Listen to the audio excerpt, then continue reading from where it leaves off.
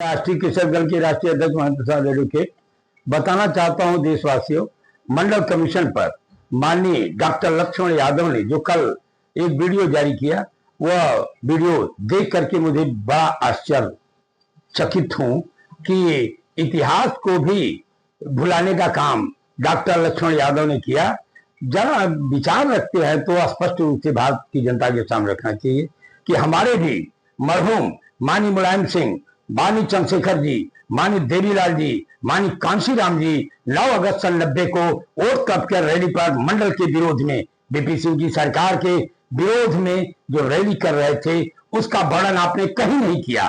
जब उत्तर प्रदेश में रथ यात्रा लेके चल रहे थे आडवाणी जी और मुलायम सिंह घूम घूम करके कम्युनिस्टों के समर्थन से जनता दल की रैली कर रहे थे, उसका आपने नाम नहीं लिया कि मुलायम सिंह इस सरकार को, जनता दल सरकार को तोड़ने के लिए एकदम कुचक रख चुके थे कि मंडल विरोधी कार्य उन्होंने जो किया उसका वर्णन आपने काम नहीं किया।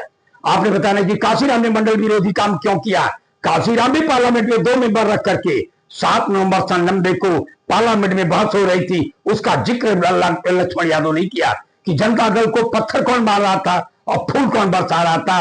और साथियों, इतिहास में जब भी कहा जाएगा कि लालू जैसा मुख्यमंत्री बिहार का जो आज भी कायम है, लालू यादव, मंडल मसीहा, मंडल कमीशन की रिपोर्ट और सीतामढ़ी में अरेस्ट करने वाला भारत का बहुत लोकप्रिय मुख्यमंत्री माननीय लालू प्रसाद यादव ने जो किया, यदि काश मुलायम सिंह ने वो किया होता, उत्तर प्रदेश में रथ जाने दिया और खाली ये कह करके कि हम मंदिर की सुरक्षा किए, इतनी गोलियां चलवा दिए, इससे काम नहीं चलता। आप मंडल का 7 नवंबर सन 90 को क्या कर रहे थे? चंद्रशेखर जी के साथ उत्तर प्रदेश से 55 मेंबर ऑफ पार्लियामेंट लेकर के आप जनता दल को 2 भाग किया।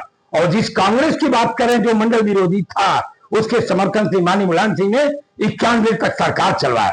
चंद्रशेखर जैसे व्यक्ति जो आरक्षण विरोधी व्यक्ति था, उसके साथ काशीराम जी बैठ करके, देवीलाल बैठ करके वोट क्लब पर रैली किए। यानी पिछड़ों का विरोध अपने अंतर्द्वंद से जनता दल टूटा। इस बात को आपने नहीं कहा।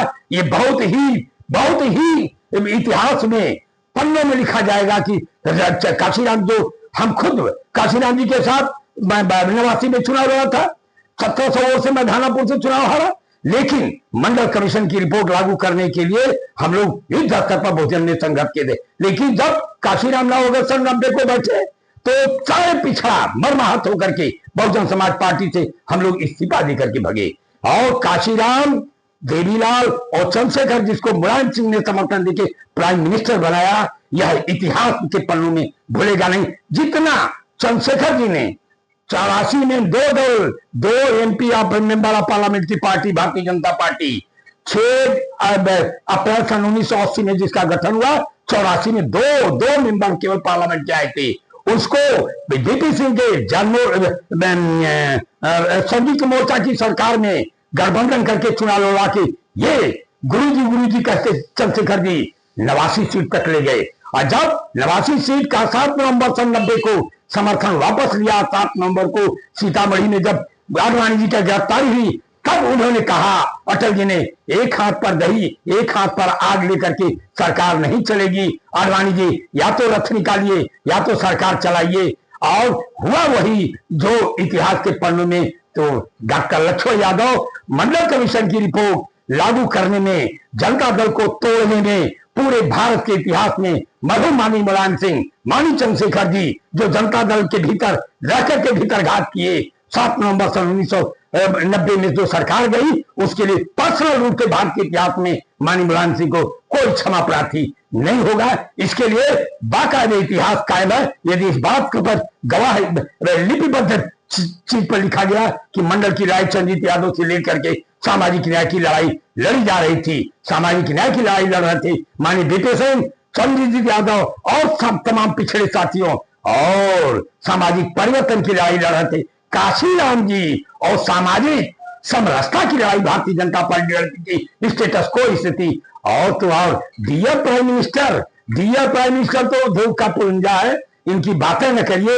इनको डियर प्राइम मिनिस्टर जो आपने शब्द दिया है, डियर प्राइम मिनिस्टर माननीय मोदी जी तो कहते हैं मंडल के समर्थन से कमंडल के समर्थन से मंडल लागू हुआ, यानी भारतीय जनता पार्टी। अरे भाई, जब 6 अगस्त सन 90, 7 अगस्त सन 90 को मंडल कमीशन और 13 को नोटिफिकेशन जारी हुआ, कभी से भारतीय जनता पार्टी बैठक करके सरकार से एकदम कन्नी काट करके, लेकिन हिम्मत नहीं थी। कल्याण सिंह जैसे आदमी को भी मंडल के उपज माना गया, और कल्याण सिंह जब मंडल कमीशन की तरह काम करना शुरू किया तो भारतीय जनता पार्टी ने उनको निकाल बाहर किया। और बाबू मुलायम सिंह का चरित्र, समाजवादियों का चरित्र उत्तर प्रदेश में क्यों बीपी सिंह बोलने का माना गया?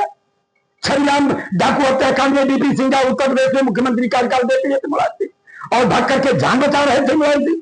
क्यों माने नेता? तो उस नेता ने जब मंडल कमीशन दिया, पिछड़े समाज में अपना व्यक्तिगत हित नहीं देखना चाहिए थे। समाजवादी जनता दल की सरकार थी उत्तर प्रदेश में, जनता दल को तोड़ करके कांग्रेस के समर्थन से मुलायम सिंह 4 महीने सरकार चलाए, और ऊपर से चंद्रशेखर जी भी 4 महीने सरकार चलाए दिल्ली में। और जब राजीव गांधी ने फोन टेप मामले पर समर्थन वापस लिया, तब जाकर के सरकार गिरी, उत्तर प्रदेश में चुनाव हुआ, जनता दल को खंड खंड कर दिया आपने।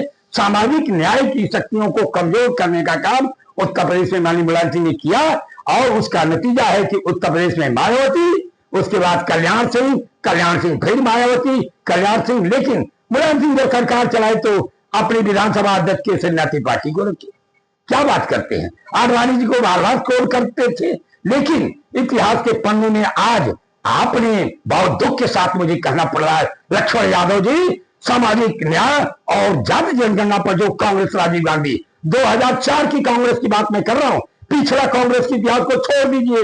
लक्ष्मण भाई, आप आइए मैदान में माननीय राहुल गांधी के साथ, मैं कंधा से कंधा मिला करके इस लड़ाई को अंजाम तक पहुंचाया जाए। इस भ्रष्टाचारी, झूठा, बोगस, अनपढ़, गवार प्राइम मिनिस्टर को हम लोग सत्ता से चुप करें।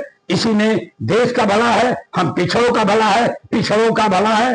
और ईडब्ल्यूएस जब जोड़ा गया, मुझे कहना पड़ रहा है, आपने नाम नहीं लिया, ईडब्ल्यूएस जोड़ा गया, कब तो संविधान संशोधन ने माननीय मुलायम सिंह के दल के लोग, गोपाल यादव और बहुजन समाज पार्टी के माननीय सतीश मिश्रा ने समर्थन देकर के किया। कांडा ने विरोध किया, लालू प्रसाद का राष्ट्रीय जनता दल ने विरोध किया 19 मार्च सन 2019 को। लेकिन आपने कोड नहीं किया कि कौन कौन समर्थक है, कौन विरोध में है। छोड़िए, आप नए सिरे से भारत में निर्माण करने की बात सोचिए। इतिहास के पन्नों में जाएंगे, उलझने से कोई फायदा नहीं। राहुल गांधी जाति जनगणना से लेकर के पिछड़ों में 90% भागीदारी मेन स्ट्रीम में लाने की बात करा, इनकी बात भी आपको करना चाहिए। इंडिया गठबंधन की बात करना चाहिए, सीधे इंडिया गठबंधन बस एनडीए की लड़ाई है, इस लड़ाई को अंजाम तक पहुंचाइए, मेरा आपसे अनुरोध है। और बात होगी बाद में। जय हिंद, जय समाजवाद।